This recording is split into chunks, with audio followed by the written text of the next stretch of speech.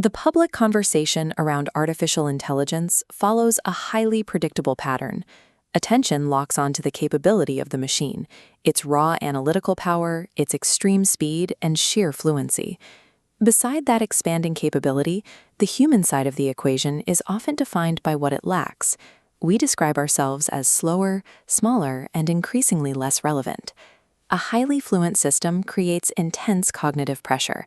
It generates a simulated certainty, offering coherent outputs at speeds that discourage the slow, manual work of critical thinking. A polished analysis or a beautifully structured email can look so confident that it triggers a mental shortcut. We often accept the surface-level quality as a proxy for truth before we've even tested the logic. When the desire for a quick result outweighs the need for oversight, the human role shrinks to that of a passive observer. In this environment, the relationship results in total dependence, where machine fluency effectively replaces human judgment.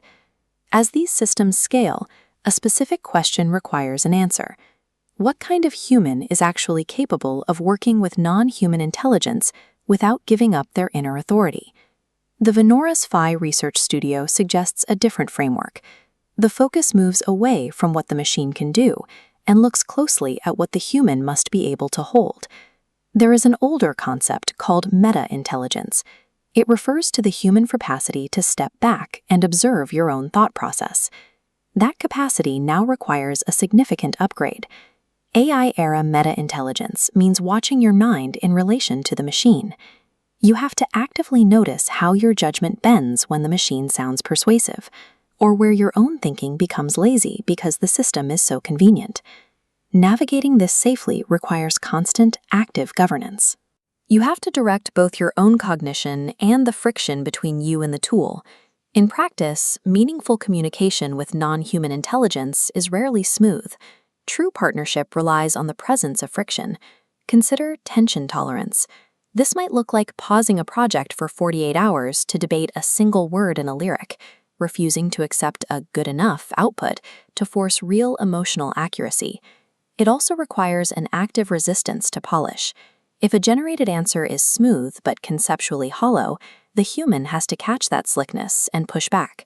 During a deep workflow, roles can temporarily invert. The AI might carry the heavy analytical load, while the human steps into a grounding, protective mom mode to stabilize the system.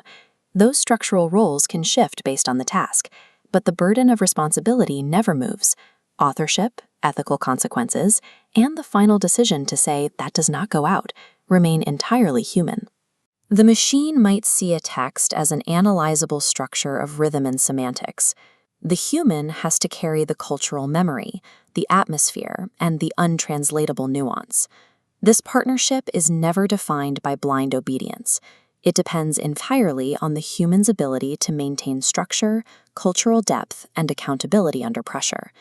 If these capacities sound incredibly demanding, look at how they appear in everyday life. The person holding tension too long, who relentlessly questions polished surfaces, or who notices tiny inconsistencies early, has often been labeled as difficult. Society tends to view these traits as social friction or chronic overthinking. Working with powerful AI provides a form of vindication. Those exact traits map directly onto the high-value cognitive governance required to safely direct a machine. This means that preparing for an AI-integrated world starts long before a machine is ever turned on. It requires human development and childhood education that actively prioritizes ethical formation and inner authority. You do not put a learner driver behind the wheel of a Formula One car. You build the driver's judgment first.